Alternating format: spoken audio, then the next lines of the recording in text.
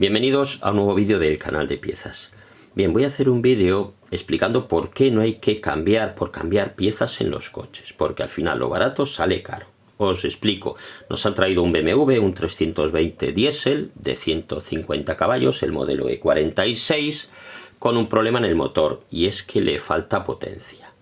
Entonces, el dueño de este vehículo, pues hace tiempo compró una máquina de diagnosis y le salieron los mismos fallos que nos han salido a nosotros. El P2227, rango rendimiento del circuito de presión barométrica, y el P0236, rango rendimiento del circuito del sensor de refuerzo A del turbocompresor sobrealimentador.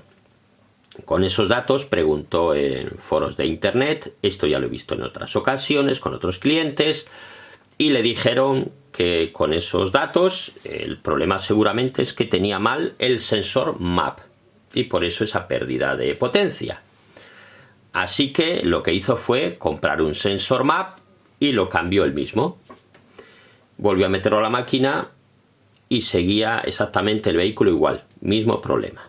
Entonces ya nos lo ha traído al taller, le hemos metido la máquina y, como digo, nos han salido los mismos fallos que a él. A ver, cuando alguien ha tocado un vehículo, o sea, el motor, le preguntas ¿qué has cambiado? Además de esto, por si has soltado algo más, dice, hace cosa de un mes, que casualmente fue cuando empezaron los problemas de pérdida de potencia, le cambié el filtro del aire. Y al cambiar el filtro del aire, pues rompió una patilla de la electroválvula del turbo o solenoide.